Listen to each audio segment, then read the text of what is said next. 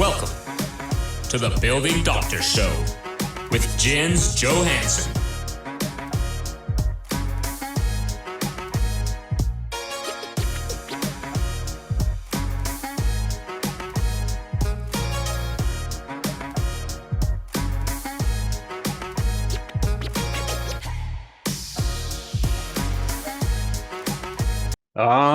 Righty. Welcome to the Building Doctor Show. I am your host, Jens Johansson. Glad to see you here to learn more about your buildings. Today, we are going to have a powerful show. It's going to be about solar panels and electric vehicle charging in your community. And we're excited to have Darin Leonard, president of Trinity Structures, on the show today. Trinity Structures is a leading electrified structures company dedicated to streamlining renewable energy production, storage, deployment. And Darin brings extensive experience in solar power, electrical vehicle charging systems, and startup processes across various industries. And the takeaway to that is he comes to us from the commercial and industrial side, and he can give us a bigger picture insight into this world that we're looking at, kind of from big industry thinking on how we can use that as communities to be ahead of the curve. Because I, for one, am tired of being on the residential side and letting things trickle down to us. So I'd like to put us in front of the line. So Darin, thank you for being a part of the thing. Do you want to give us a little intro about who you are? Oh, I think you did a better job than I'm going to do, Ken. But it's good to be here. It's very good to be here. Yeah, welcome.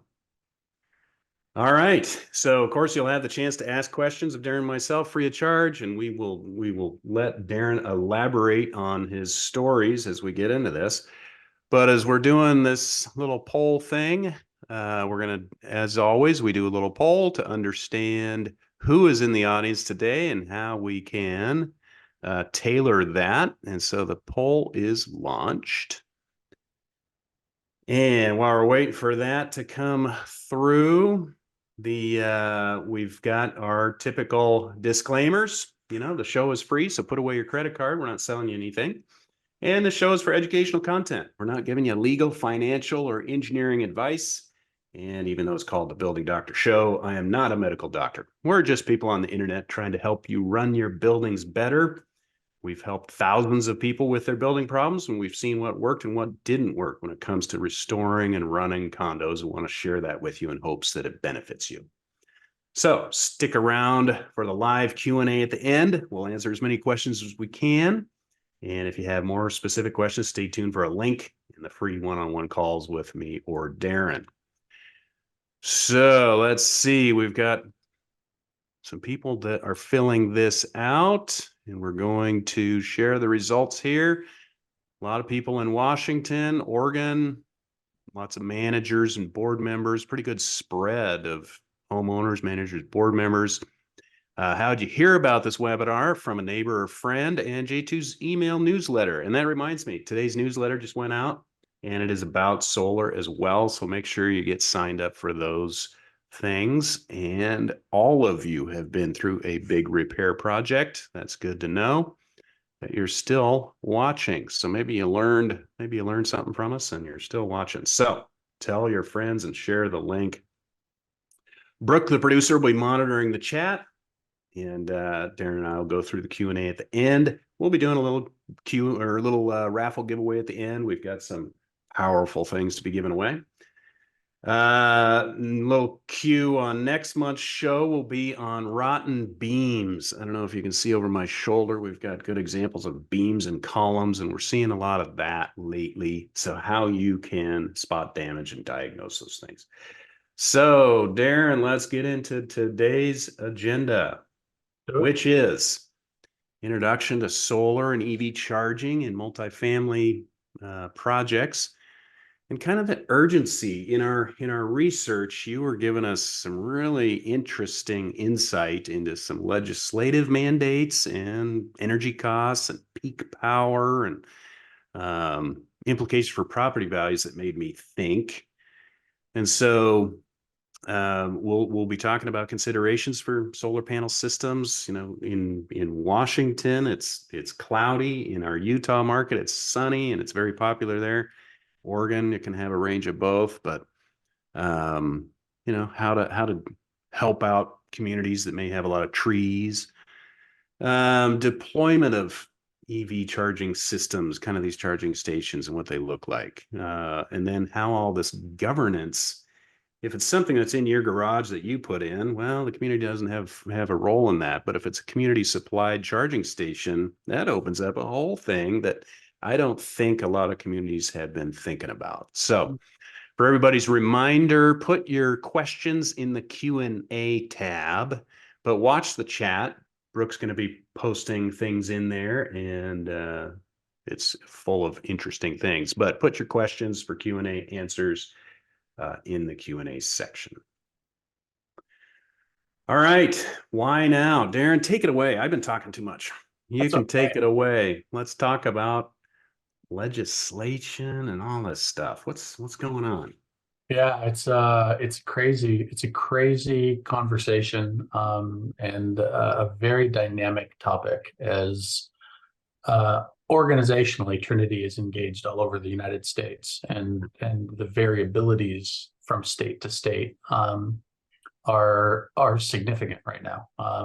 The one thing that is common is a growing concern about our utilities' ability to fund us with power. This is the grid, you would call it, I guess. There are lots of studies out there in relation to the impact of EV charging. I think very few people fully grasp how much power, how much electricity an EV charger uses. Okay. They're pretty significant depending on the size and speed in which we deploy. But in the Western United States, specifically in this audience, there are significant growing regulations and legislation. Many of them people are aware of in relation to the elimination of ICE vehicles, internal combustion engines, and the mandate that specifically Washington, Oregon, California, by 2035, any new car sold will need to be an EV vehicle. I'll pause you right there. This is already on the books. Already on the books. Already required in Washington, Oregon, and California that all vehicles, new vehicles sold must be electric. By when? 2035. Here in Washington specifically. There's questions in relation to the maturation of that process and whether they're going to have to amend it. And the issue comes down to power, right? Available power. I think right now the legislation is passed in all 3 states. So if I own real estate and I'm responsible for recognizing the adoption of electric vehicles is coming at a governmental level down, I would need to be looking at this and getting in front of it as best as possible. In this audience, any aspect in multifamily, the recognition is whether it is a renter or an owner. The data and the research behind if somebody is an EV adopter, what is the number one thing that they're looking for in relation to location, whether they're going to rent or acquire a property. If they're an EV adopter, it's an EV vehicle. It's number one on the list. Can I charge my vehicle overnight? Because it's just not conducive to try to find opportunity charging if you are driving an electric vehicle. And so as this goes from small percentages of adoption that we're dealing with now, and they're bigger in the Western 3 states than they are in the rest of the country, if that tips into any material number of the population, which legislation is saying it's going to have to, then I'd be getting in front of this problem right now for the very basic reason is the fact that the current utilities in the Western United States do not have the power to provide energy for this mandate right now. Okay, so let's break that down for a second. You said on the West Coast there's more demand for EVs. Do we know why that is? Is that just sustainability or green thinking, or is it Detroit and engines and V8s in the East, Midwest or East Coast, or what do you think is driving that? Well, I think EV adoption in most cases follows political ideology. That's the primary application, which in the West is left leaning. Okay. Opinions, it's just factual. EV adoption is bigger in what would be a blue state than a red state right now. Okay. And so what about power rates? So Washington, we've got lots of dams. And so it's what, 8 cents a kilowatt hour. So that makes a ton of sense. In California, it's really expensive. So why do you think they're embracing it if it's expensive? Do you have any kind of insight on that? You're going right after the heart of this issue quick. Honestly, we're in the space. We are, as an organization, apolitical. I say it all the time. I have no agenda. I have no political agenda. We are looking at the functional problem that is growing in this nation in relation to our capacity to fund our lives. An American is absolutely confident that when they flip on the light switch, the power comes on. Right. I am telling you that is not a guarantee in the next 10 years. So California is already dealing with it, and it is not going to be isolated to just California. And Washington and Oregon, if they think they're immune, they're not. Okay. So Texas, just over the past couple of winters, they went through some brownouts, and then I recall the Texas governor saying our grid is better now, but then we've just kind of come not out of winter, but we got emails or texts saying please control your heat or try to do your best so it doesn't break the grid. And so are all states experiencing that? Well, Texas is an anomaly. What very few people recognize is Texas is the only state by their state constitution that has to maintain its own power grid. There is no interconnection of Texas to the U.S. power grid, and so they have their own burgeoning challenges. You could love that or hate that. Personally, I think it's outstanding because they're focused on security. But it creates problems, right? But just because Texas is having a problem doesn't mean it aligns everywhere else, because it's a different grid. I think in the Western United States, I'm just going to go back to, there was about a year ago. There was a headline in the Seattle Times where Governor Inslee said the state of Washington is going to have to buy power from other states by 2050. You can search it, you can find it. 2015 or 50? 50. 2050. The reality is that's going to come way before 2050 with the adoption of EV vehicles and the elimination of ICE as new purchases. And I think I said it, but ICE is internal combustion engines. Right.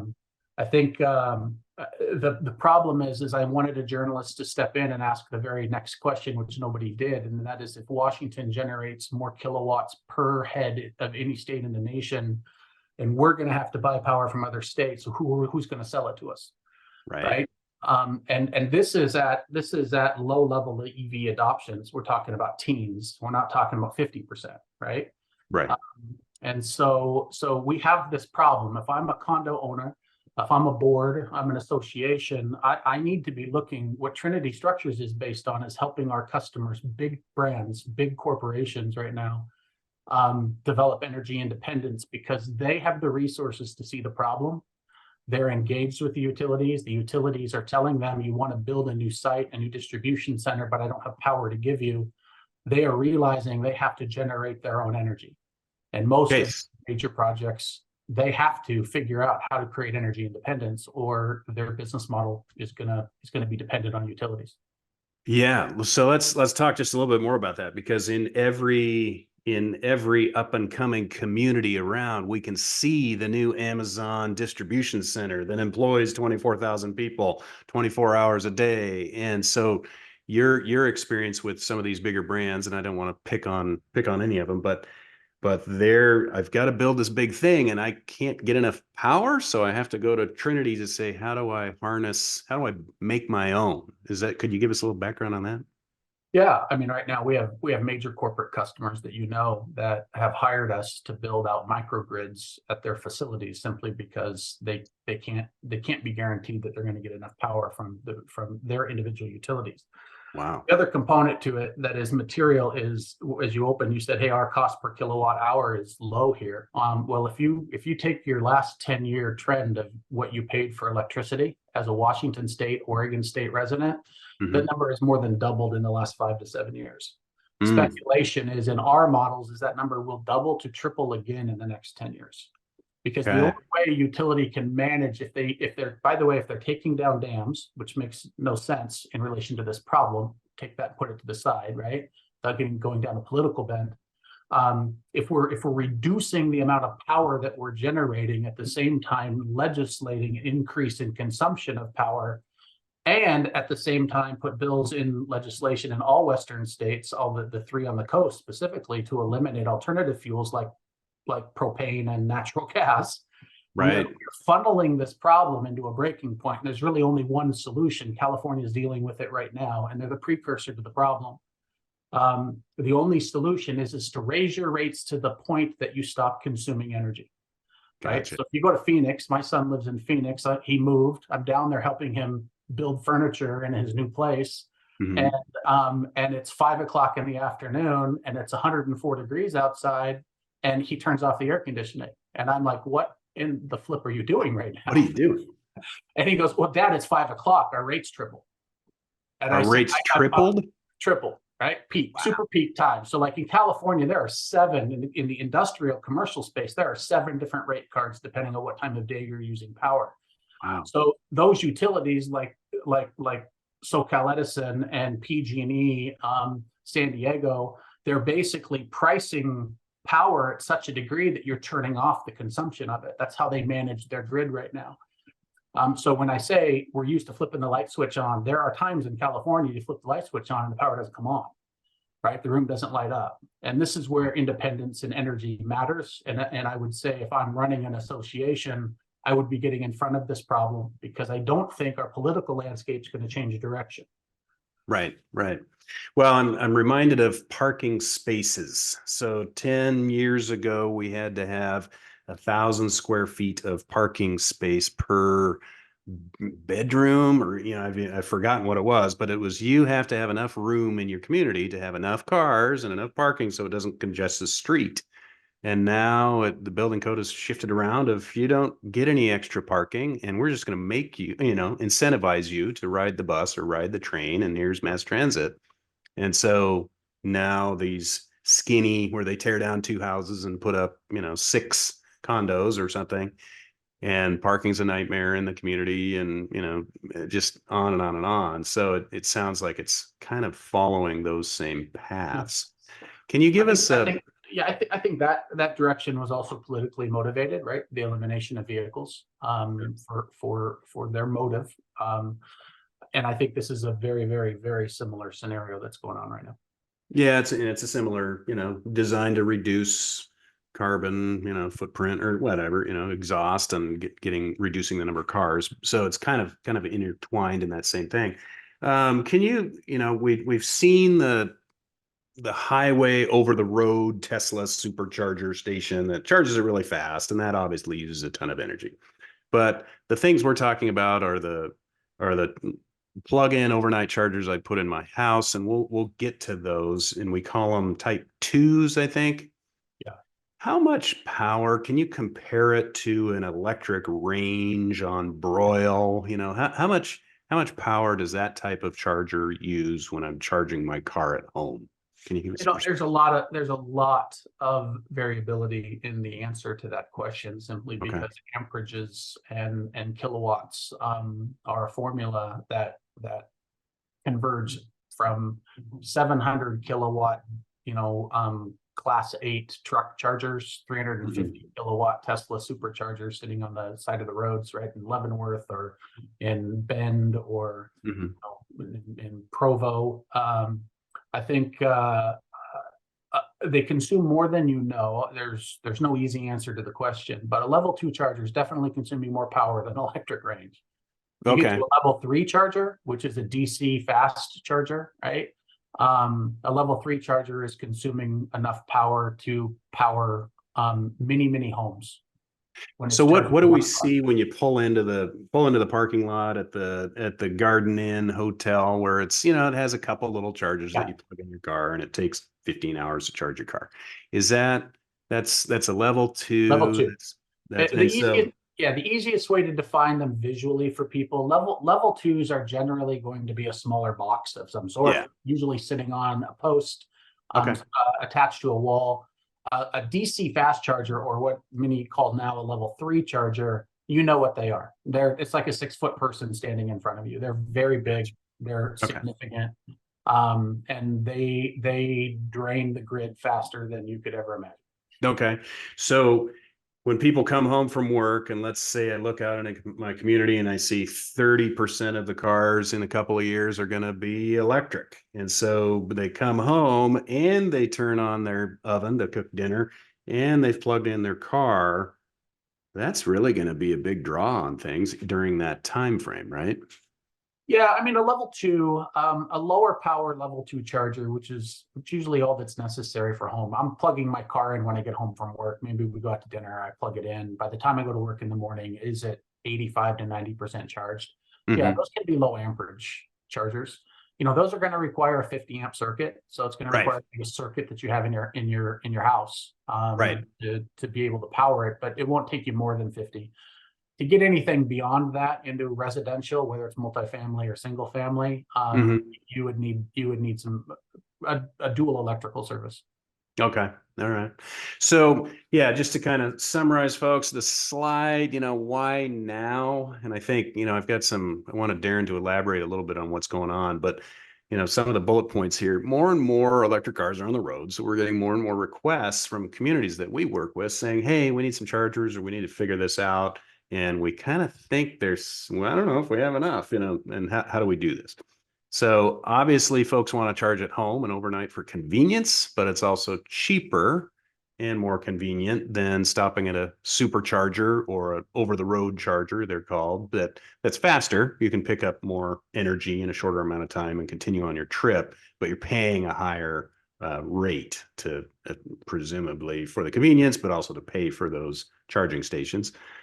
Newer communities are building these in, but again, they're an upgrade. So if you're lucky, there'll be 2 in the garage. And so what happens if you need more? We want more. We've got a couple, but they're always full.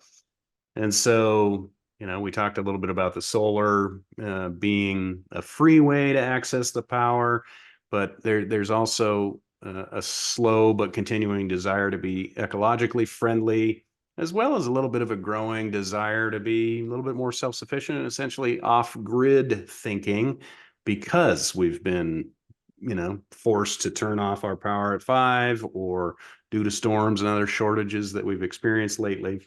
So this is kind of the genesis of what we're talking about today. Back to big business. Didn't Enterprise, or who's the one that has Tom Brady on it? Enterprise or Hertz? Didn't they just walk away from a big Tesla? I remember 6 months ago, we now have electric cars, and here's Tom Brady getting out of a Tesla, and then all of a sudden, no, we're selling all our Teslas for cheap. What happened there? Do you have any insight? We know what happened very specifically. Actually, we are one of the major car rental companies is one of our customers, not that one. But in essence, there's no better example of the Trinity business model, which we'll stay away from here. I don't think it's really that relevant for the audience in what we do. But the problem wasn't the EV car problem. The problem was that this legislation was coming, and I think Hertz executives made a decision we're going to have an EV fleet anyway. But nobody stopped and determined operationally, how does a rental car company turn an EV vehicle, right? Right. You all rented a car, you show up back at the car rental place, you drop your car off, they run it through the back, they clean it, they gas it, they bring it back out and give it to the next customer. Right. So if your car, if I don't have a DC fast charger, and I'll put this in perspective, right? So if you've driven through any of these like Centralia, Bend, Provo, and you see these Tesla supercharger stations, one of those chargers consumes enough power to power 60 to 70 homes. Wow. Right. Okay. So when they buy those Teslas, and Hertz says, okay, we need to go put chargers on our facilities to turn those vehicles. I need to have one of those chargers to charge it enough in 30 minutes, right? Well, the power companies, the utilities didn't have power to give them for those superchargers. So they had to put in level 2s, and level 2s means it took them 8 hours to charge that car. They couldn't gas it up in 5 minutes. They had to wait 8 hours. So nobody ever at Hertz determined operationally how were those going to flow through my business. That's why it failed. It wasn't the car. Losing a day while it's charging. Yeah. Well, and it's the rental car companies. This is one of those unintended consequences, and why we have been hired by one of the rental car companies is because these mandates in the Western United States, if they don't figure out how to get power to these rental car lots, there will be no cars to rent at the airports. Right. And so a rental car lot is just a spare parking lot in the corner of some place that maybe a shuttle runs you to. And so the infrastructure wasn't thought through on how they got the power there, right? Utilities are telling the rental car companies that it's going to take them 5 to 10 years to get them infrastructure to increase their power. Wow. Okay. All right. Which also applies to a condo. Yeah, exactly. This is the important topic of this conversation, and that is the fact that if I am not, as an association, a board, planning for this conversion now, I live in the PUD and PSE trade areas up here in Washington, right? And we meet with all the utilities, and the utilities right now are saying it is 5 to 10 years before we can address this problem for any commercial or large residential site, right? Multifamily site. It's a huge problem. And if you wait to get in front of it, you'll be too late. Yep. Okay. Perfect. So nice segues. Everybody, have we piqued your attention? This, like I said, doing research on this, I was like, whoa, I didn't think about that. And yeah, I have a Tesla Model 3. I love it. I charge it at home because I have an older house that had an electric furnace that I had a double pole 40 amp breaker for in the box. And so I upgraded to gas. Maybe now I'm breaking laws because I'm burning natural gas.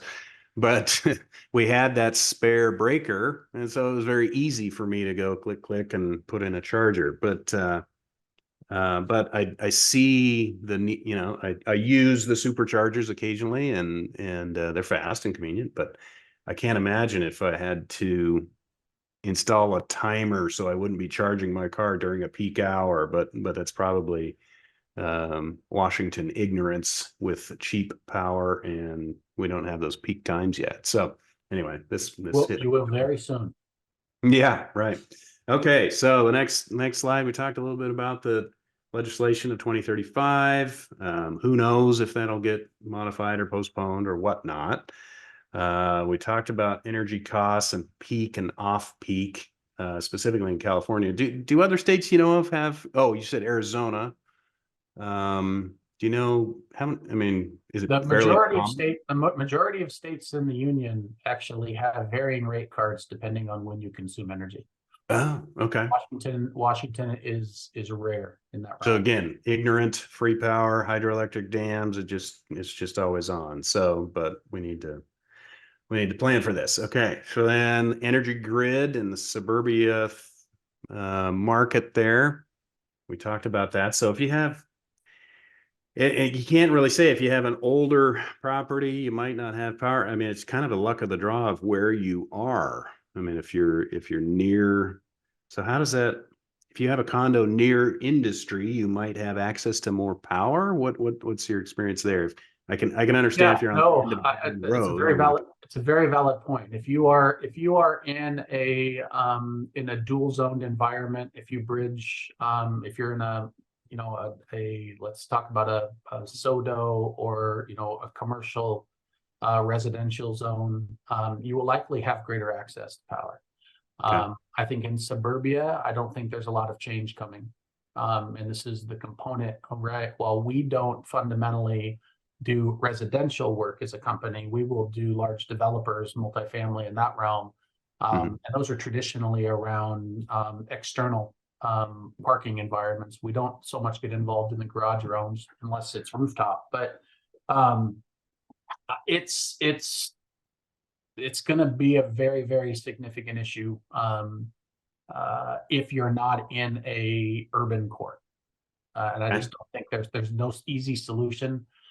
What's happening, and we look at California as sort of the harbinger of what's coming, because it's happening, right? They did adopt this sooner, and now legislation is driving. In California right now, the state just eliminated January 1st the purchase of any ICE truck, internal combustion tractor trailer, for drayage. That means all the ports in California can only use, if you have to buy a new vehicle, it has to be an EV or a hydrogen powered vehicle. You're not getting into a whole new realm of problems. Those trucks take 1 megawatt of power a day, which 1 megawatt of power powers about 200 homes. And if you already don't have enough power and now they're mandating the deployment of those, you're creating a catastrophic problem. The utilities don't, I was just in a meeting with the 14 largest utilities in the country on this topic. The utilities don't have a lot of concern for it because they have developed rate cards that allow them to maintain their revenues, if not increase their revenues, while you consume less. And in California, ironically, many homeowners are just simply adopting a different lifestyle where they are turning off their air conditioning, or they are not consuming power because they're trying to control their spend. I think that might play in California. I think as it starts spreading east, I think you're going to run into some pretty significant opinions around this. Well, so I understand being warm at night, you can open the windows. What if it's cold and you have to turn the heat off? That's on the opposite East Coast side. Or load drains are summer oriented, summer and evening oriented, right? So as you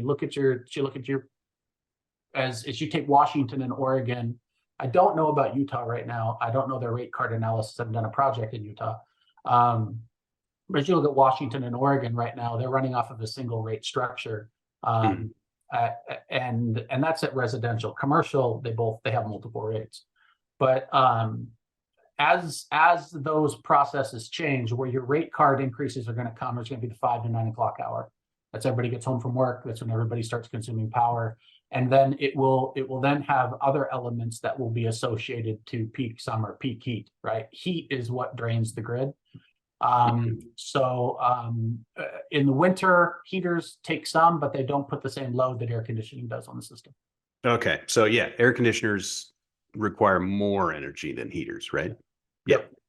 And you have a few different kinds of heat sources and only electric for AC, right? Yeah, only a percentage of the residences will actually be pulling electric heat. So 100% of your HVAC your AC comes from electricity. So right. Okay, got it. All right. The last thing on this slide was just thinking about property values, and so and I'm reminded back to, remember when we didn't have high-speed internet, or you couldn't get cable, or you couldn't quite get internet.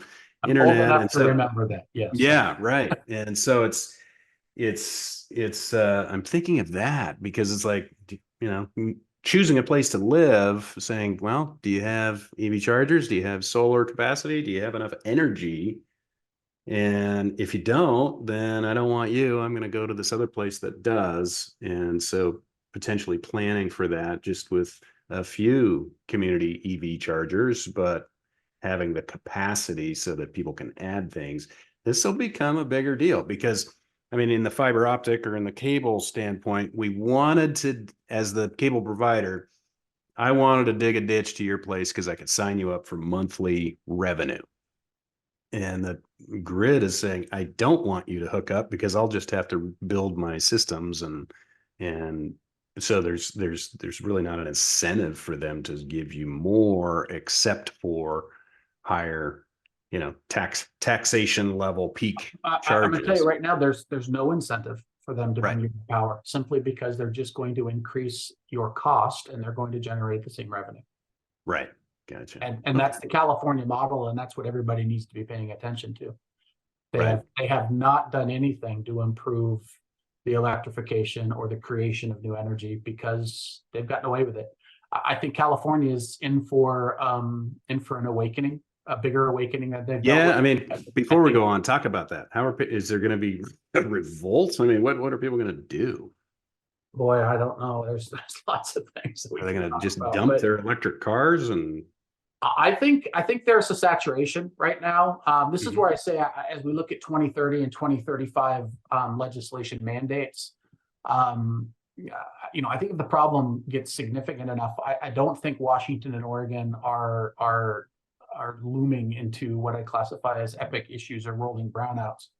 I do think if they move forward in relation to commercial fleets, in Class 8 trucking, Class 6 trucking, your box trucks and your semi trucks have to be EV, or percentage have to be EV. We got a whole new game on our hands.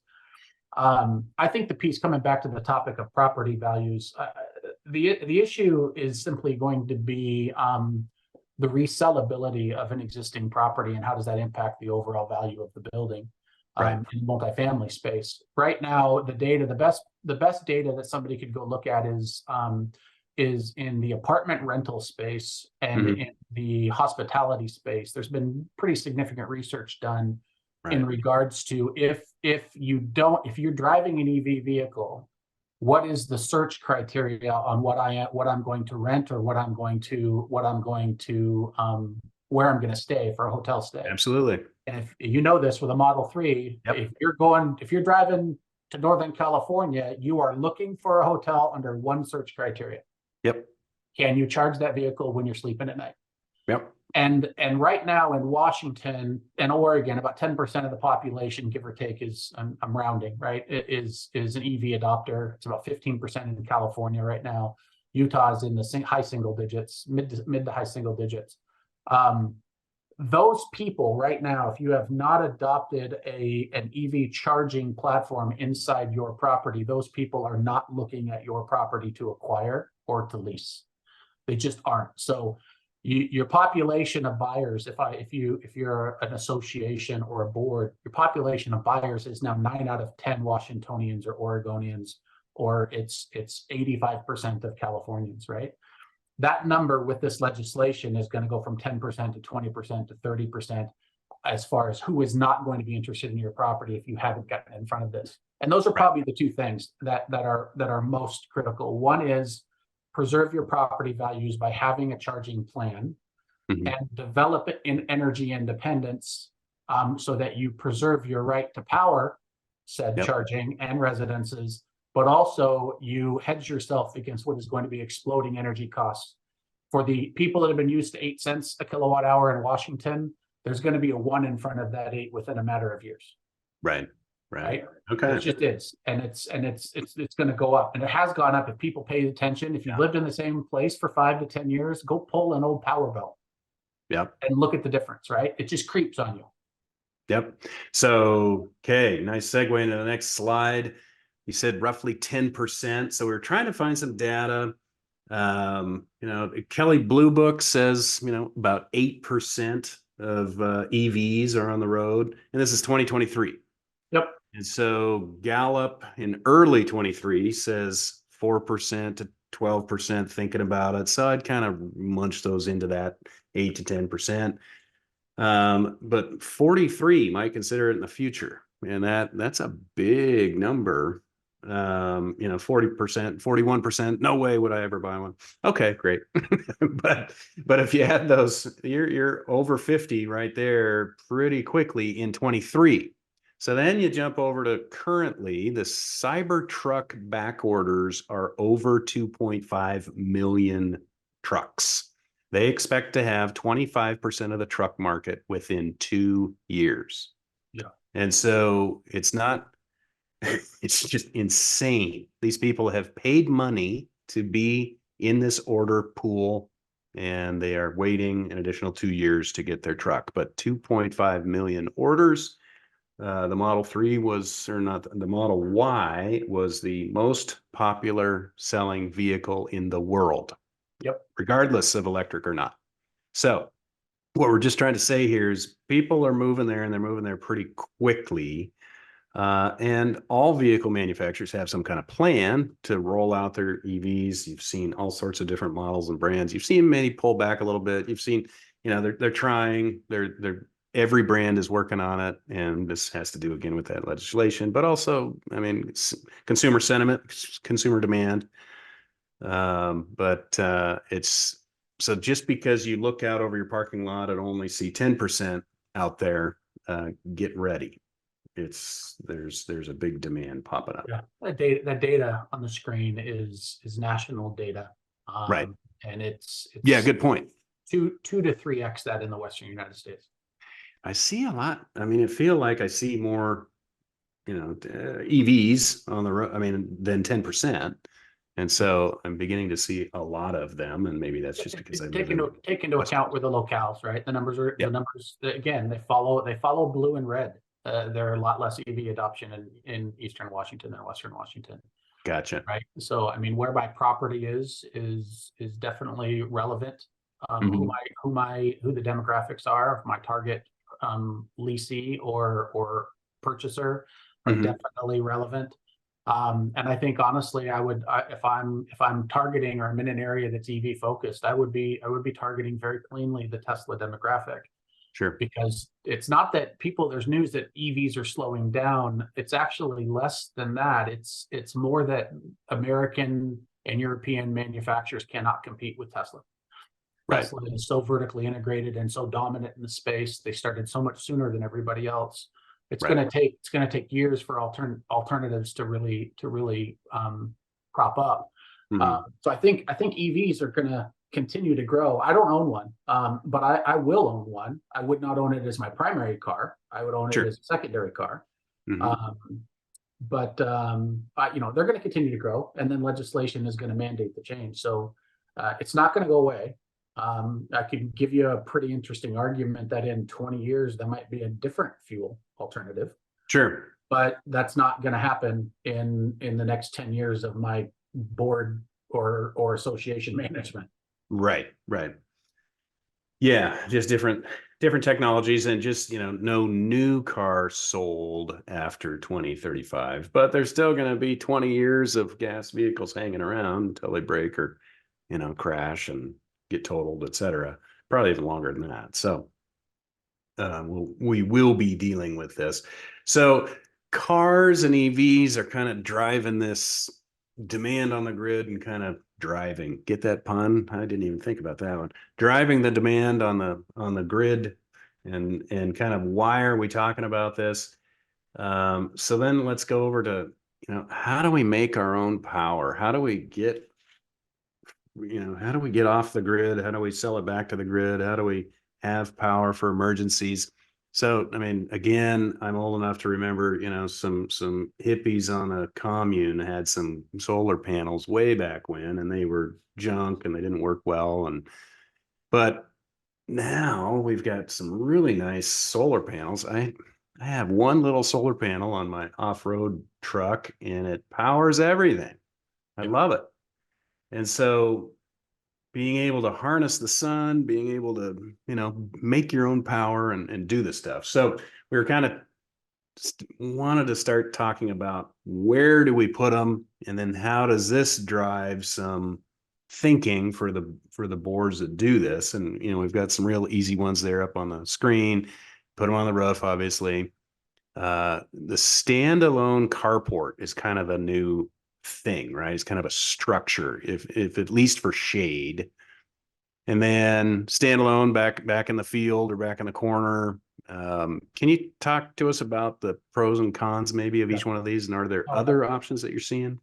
Without question. Obviously, first, when we do an analysis of a site for one of our customers, you got to find the sun, and you got to find the sun in the south, right?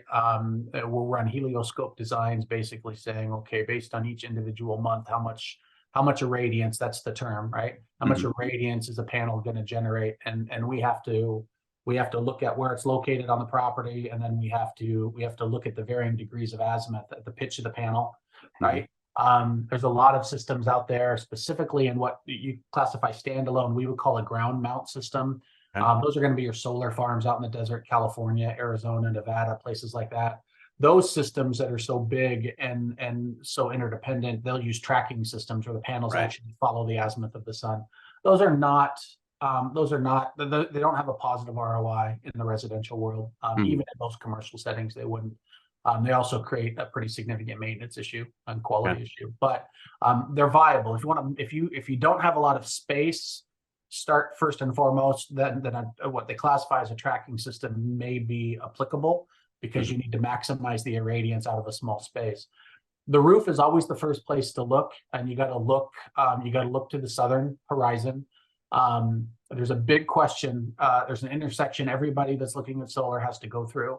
And that is the fact, am I going to do a grid interconnection is the term, meaning I'm going to send my excess power back to the utility, or am I going to deploy a battery and store that energy for my own use, right? Yes. We're big battery people, but big battery people because at Trinity, we deploy what we classify as ethical energy. We have incredibly stringent sourcing.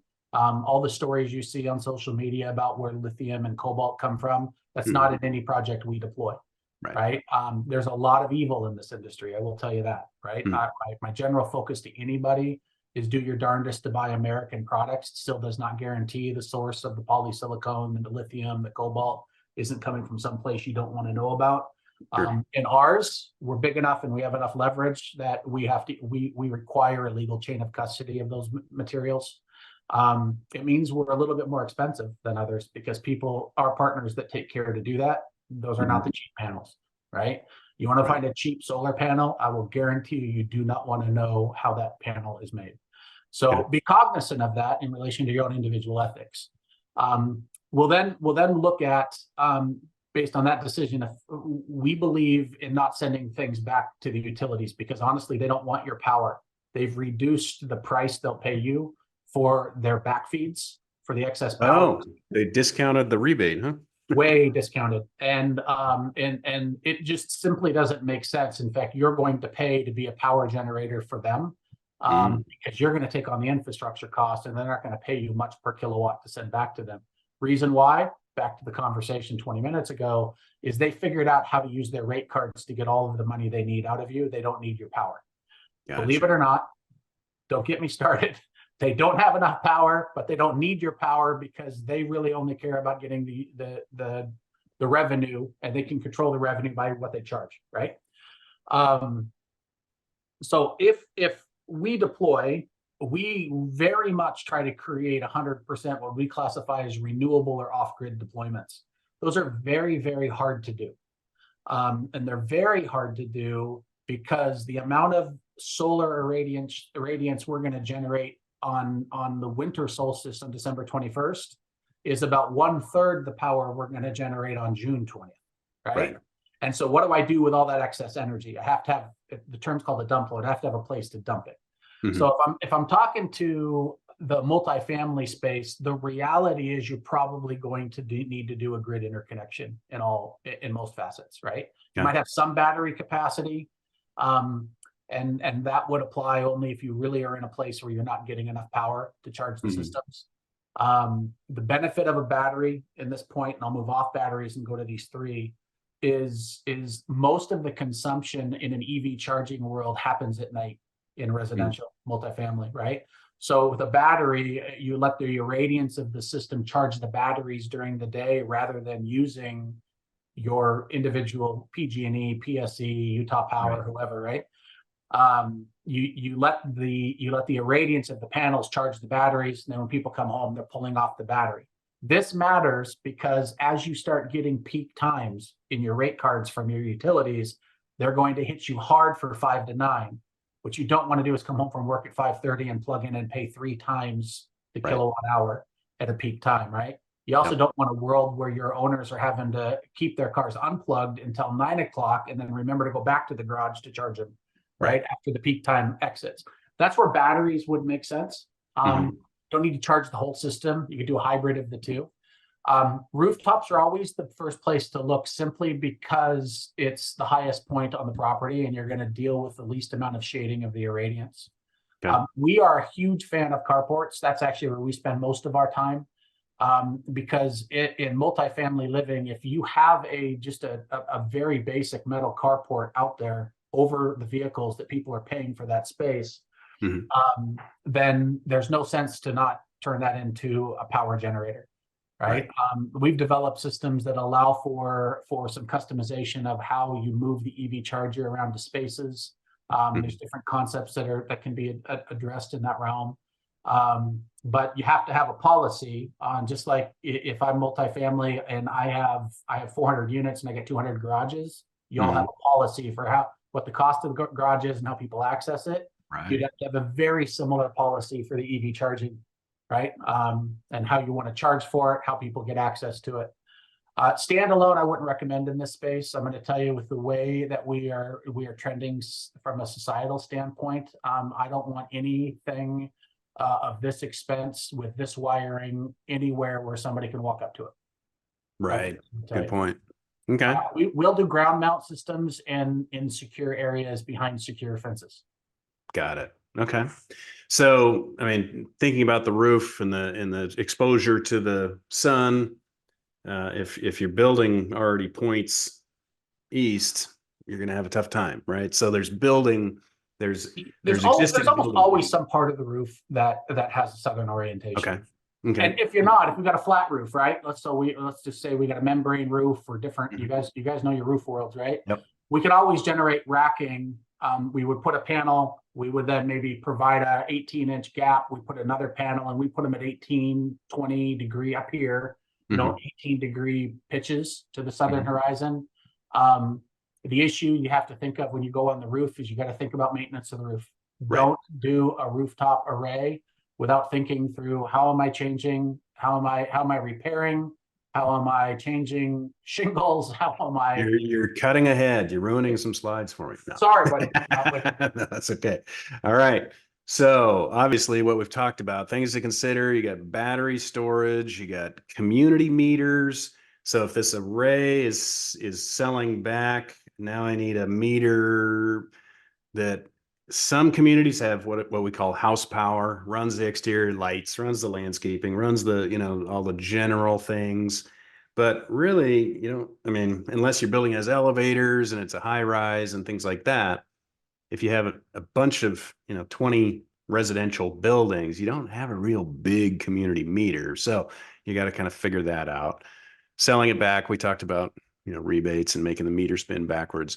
But if it's just the residential install or the resident install, it's in my garage, in my carport, bolted to my house, I can make my meter spin backwards, or so the resident has to talk about batteries and meters as opposed to the community needs to talk about that. So that's what we mean there. So the first lightning bolt, I like these Brooke the producer graphics here. So if you need help from, Darin, reach out to him. He's got his email there, dleonard@trinitystructures.net. And obviously knows what he's talking about, can help you with big picture planning and more. So he has gracefully agreed to answer your calls. So moving on to we're talking about charging stations again. We're kind of going between these two things, but we can go pretty quickly through this one. This obviously an example of, well, this isn't quite 5 feet tall, but it kind of looks like a big standalone charger, DC charger, DC CD, something like that, but not a type 2. I think they're actually level 2.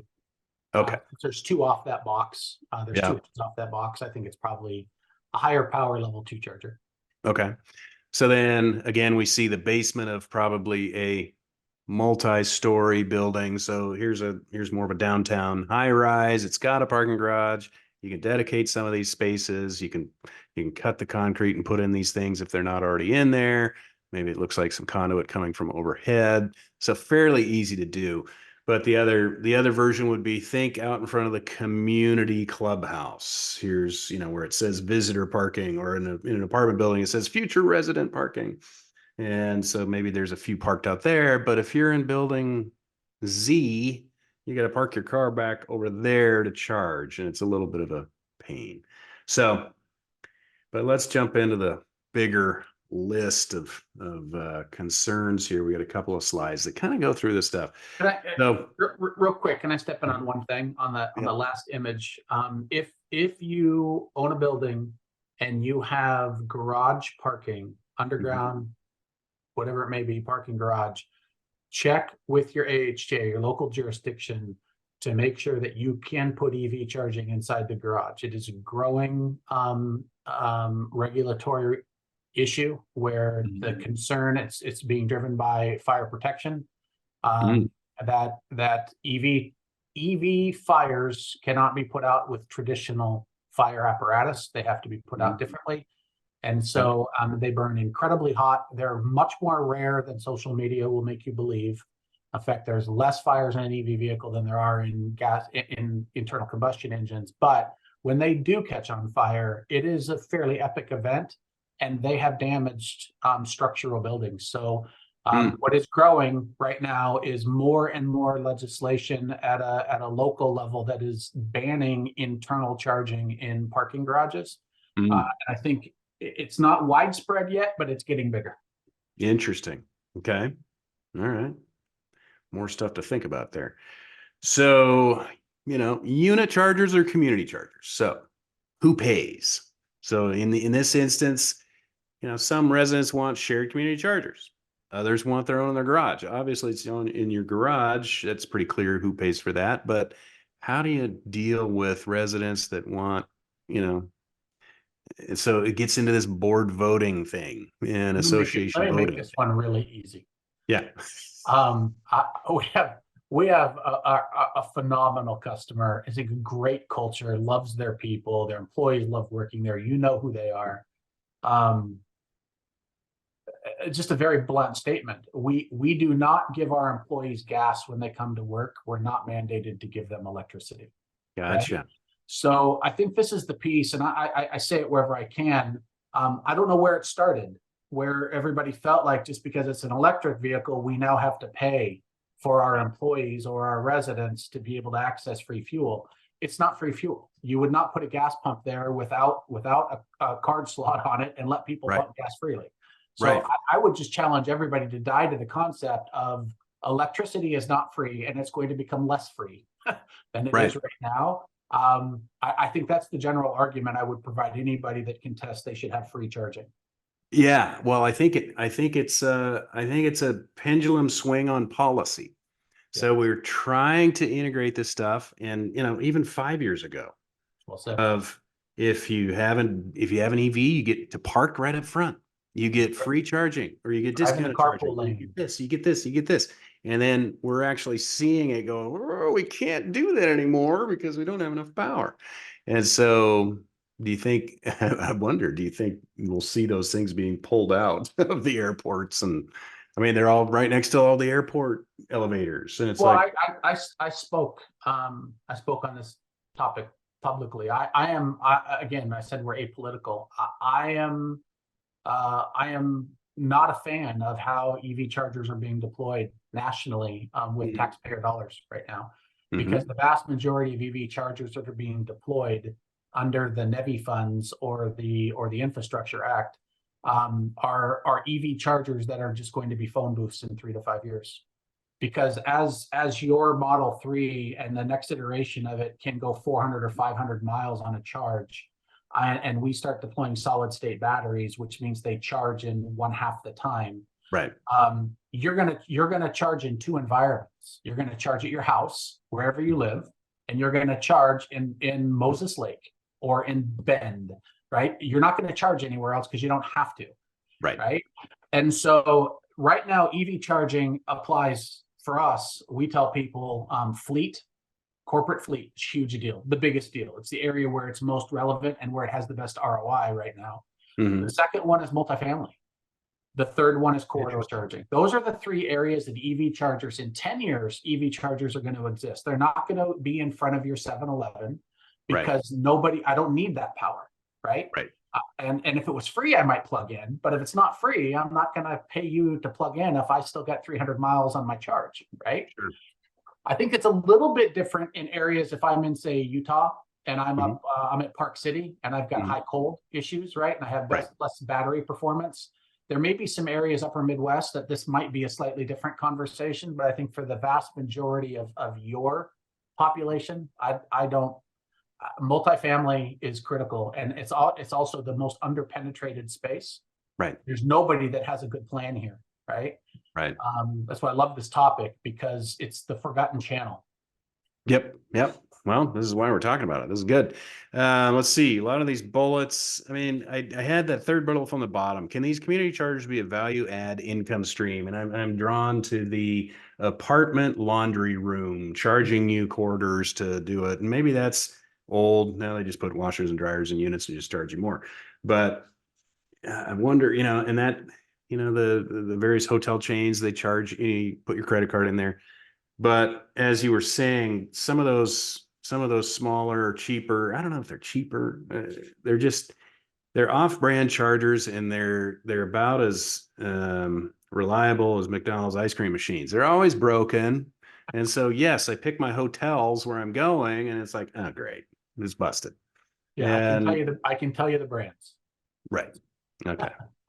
All right. There's So some very good products. There's some very cheap product out there, but I think in essence, the answer to this question is yes, they should be a value stream. Just like okay. if you have covered parking or you have garage spaces, you wouldn't just give it first come, first serve. People are going to pay for it, right? And they know. You just remember, this is gasoline. As we've always known gasoline, EV charging is just fuel. It's just and fuel. So people understand, if I buy an EV vehicle, I might spend less on my fuel than I did previously, but I still have to pay for my fuel. Gotcha. No, makes sense. So then the bottom one, the typical trades we're seeing, you need an electrician to hook things up. You need a solar contractor that can put solar on the roof or wherever. You need probably a general contractor to oversee this stuff. You need an electrical consultant. Now, Trinity does all that. But if a board is just looking to put in a couple things, all of a sudden it starts, oh, I need to talk to these people. Are there any streamlined? Is that the right people you would talk to, or you'd find a good solar installer? Good electrician. There's a series of strong electrical houses that can pretty much single source this for you. Okay. If you're looking at, I'm not a fan of putting 3 chargers by the community center. I just think that doesn't do anybody any good, right? Okay. I don't think you're going to generate enough money to generate an ROI for you as a property over time. But I think if you're looking at doing what I classify as a small to moderate deployment, if I've got 50 units and I want to get EV charging available for 10 people that they can pay for that service, I'd find a good electrical house. Okay. Because they can bring in the solar. They understand every aspect of this.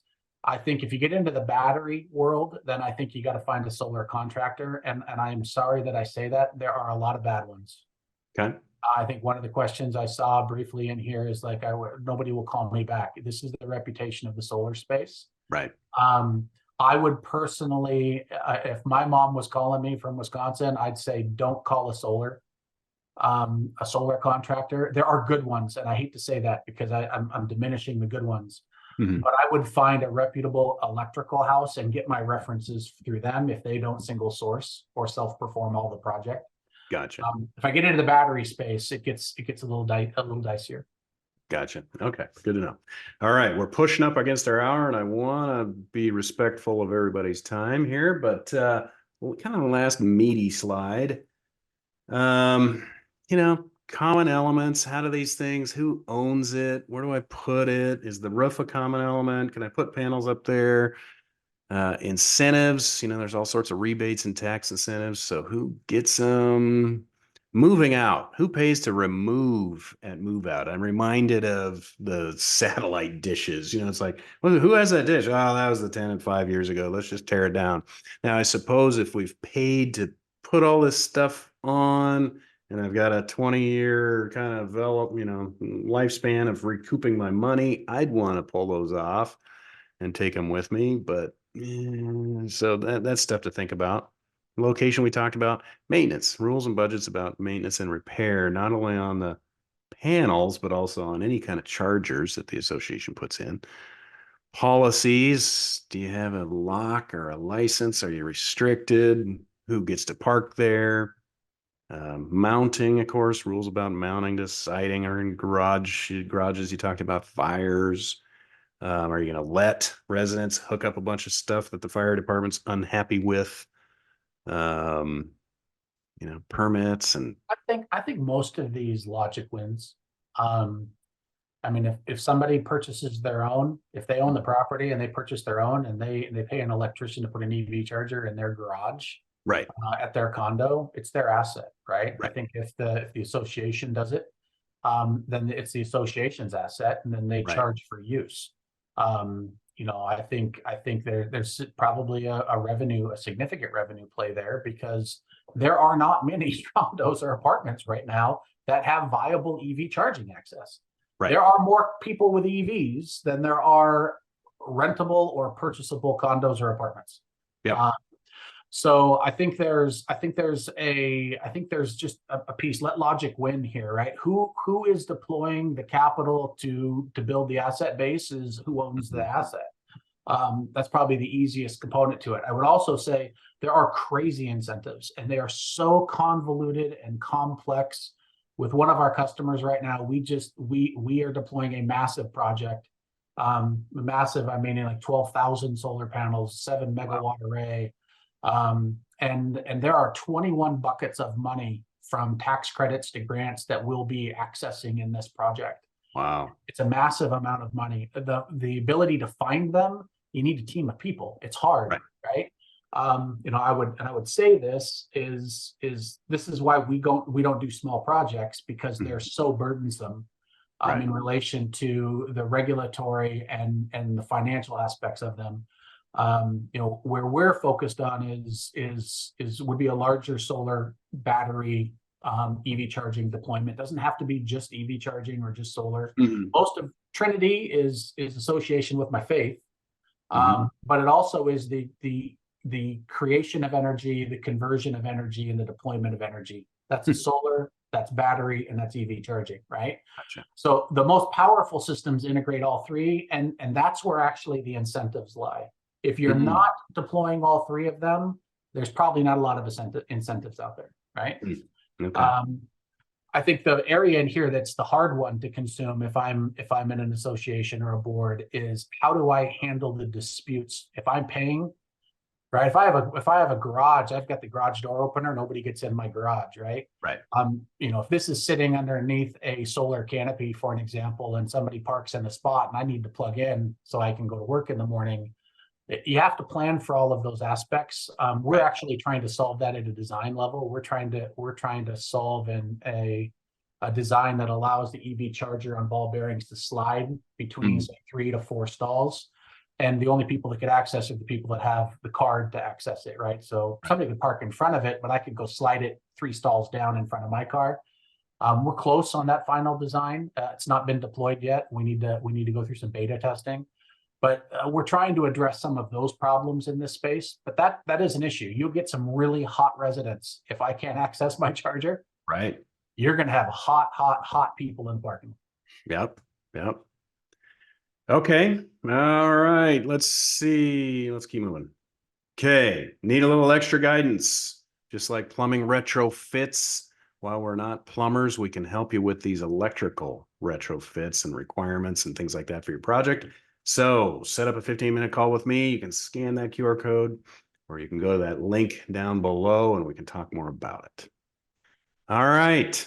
That's enough. I mean, we've been digesting. I almost have a little bit of a headache just thinking about all the little things. And that's what Darin does. I do that to people, man. So let's jump into Q&A. We've got 6 Q&As in the thing. I see a bunch of chats in there, but Brooke's going to run that for us. So let's just go over to the Q&A. Sometimes people like to be anonymous when they say that, but let's see. Jody says we've requested proposals from several companies. Sometimes somebody comes out, but no one has ever submitted a proposal. And so I think you talked a little bit about that, Darin, of just there's a little bit of a market thing there.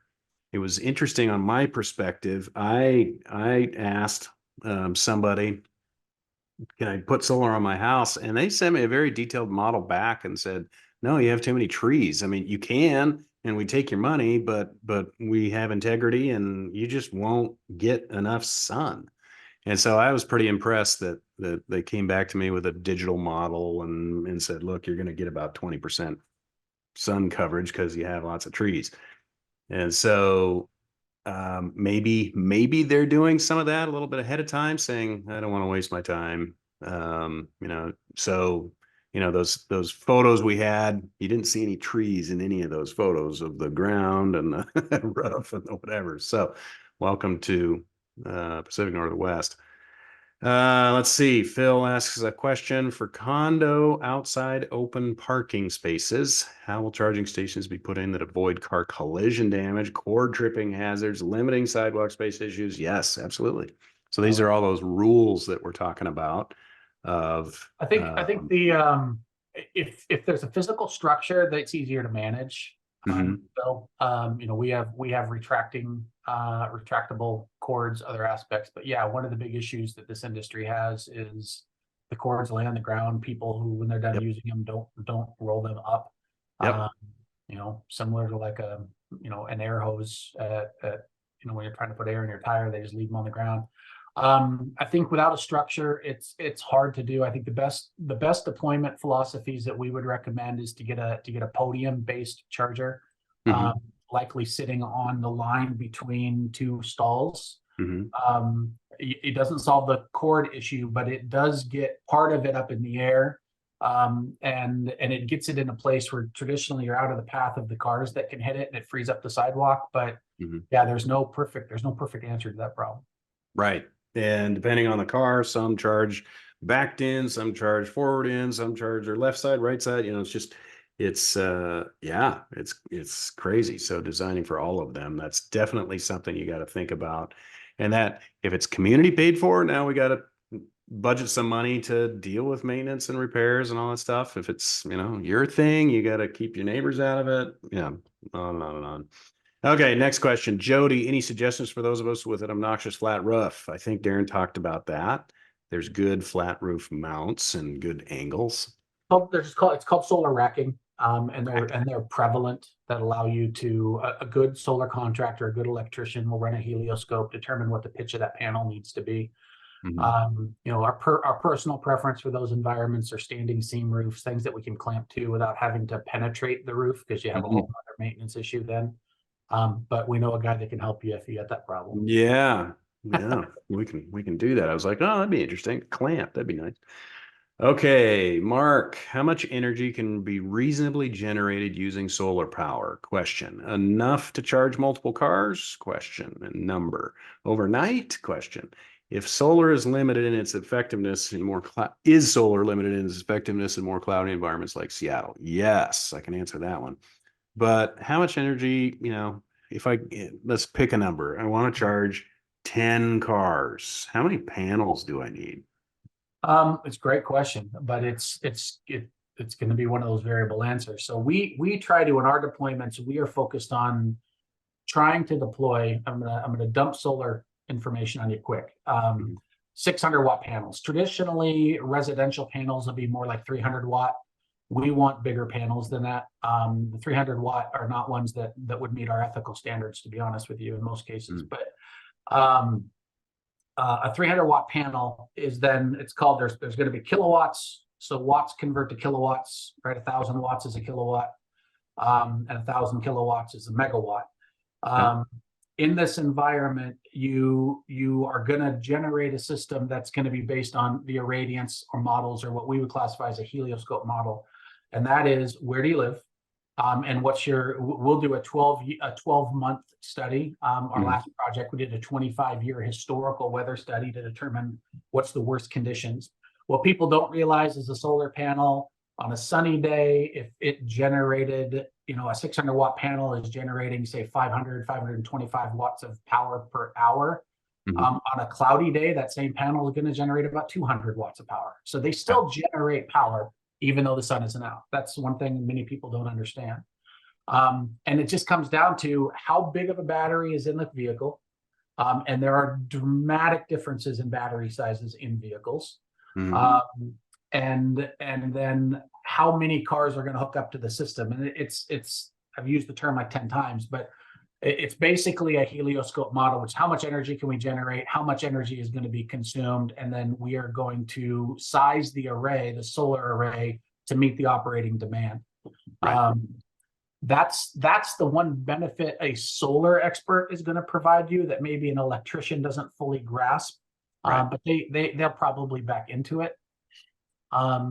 It's just too much of a variable. We would have to sit down with a customer. We have an assessment process we go through where they have to answer a series of questions. What are the vehicles you're looking to use? What are the operating patterns of those vehicles? And then we'll size the array. Then we'll look at the property to say, okay, we want to know how many panels you need first, and then we're going to see, do those panels fit on this property? Right. And if that has to be done with a combination of rooftop and maybe solar structures, then we'll give a budgetary understanding to our customers on what that would look like. Yep. It's just not an easy binary conversation. It's a math question, essentially. You know, how many panels, how many cars, driving time, and then shade and sun requirements. So yeah. And the difference between Salt Lake City and Portland are two very different conversations. Very different conversations. So yeah, that would be a solar consultant to help you figure that out. But good question. Next one, Manuel, for community chargers, can a reserve fund pay for installation and then users will pay when they charge with their credit card? So interesting question. I would dive into your bylaws because governing documents talk about capital improvements or capital things. I would consider a robust charging thing a capital expense, such as tennis courts and swimming pools. It provides value to the property and it would arguably increase your property values like we were talking about. And so maybe your reserve fund can help you do that, but definitely get your HOA and your HOA attorney and your manager in there to read the fine print and understand what you're doing. But I definitely think it would be a value add for your community, and that's what reserves do. So I would offer one piece to that is realize this is a highly politicized topic. So what one resident believes what the reserve fund should be used for may have a very different opinion in the unit down the hall. So recognize that there's some very anti-EV people. Right. So be prepared to deal with that. Yep. Okay. Last question. Here's your last chance. Get your questions in. So our complex has, I'm not going to read the whole one, but our complex has one owner with a charger in his carport, and he was kind of grandfathered in before we've had the chance to make policies. And so what would be the hesitation in allowing more charge to be installed in the same way that this one was? This is the issue that's coming up to the boards now. So we've gotten a few 1 to 3% are trickling in there and doing it however they want. Now it's time for policy and procedure and rules, and you can decide if you want to make that person upgrade to be safe. I would definitely do that, but they were in it before we had a policy in place. So the impetus of this show is to get you thinking about policy, get you thinking about this stuff before that 11-year ticker comes around the bend, but also rates are going up. Plans are changing, market trends are continuing. Just spend a little bit of time on electric vehicle and search the Cybertruck for Pete's sakes. The Tesla Gigafactory is designed to produce 1.5 million trucks a year. So it's just, is everybody going to be driving one of these trucks? It's crazy. So anyway, who knows? We'll see. Okay. Let's see. That's all. Well, do we have one more Q&A? Nope. That's it. All right. Let's get on to the giveaways. I've got some, speaking of power, we've got a power bank to keep everything charged up with all the wires you'd ever need. We've got some sunglasses for all the bright power lightning bolts coming out of here, and a whole big goodie box full of stuff. So Brooke knows how you've signed up in the list. So we pick a number between, I'm going to pick a number. I'm going to say number 6 is going to get this. So she will notify you, reach out to you, and get your information and mail that off to you. So, okay. So did you know we have free resources for boards and managers? Go to learn.j2consultants.com/resources. And you'll see all sorts of videos on YouTube. We stream this everywhere you want to go. So Apple iPod, not Apple iPod, Apple Tunes, iTunes. There we go. It's coming out. And Spotify and all those things. And thank you, Darin. You've been a wonderful guest and full of great information. Do you have anything in closing as we wrap it up? I mean, nothing that we haven't already talked about. I think the one thing I would just get everybody to focus on is what is your reality if you can't trust utilities to get you enough power in the next 5 to 10 years? Because I think it is a much bigger issue than the vast majority of people recognize. Right. Yeah. Good point. All right. Thank you so much. This wraps up the show. Thanks, everybody. See you next month. Thanks, guys.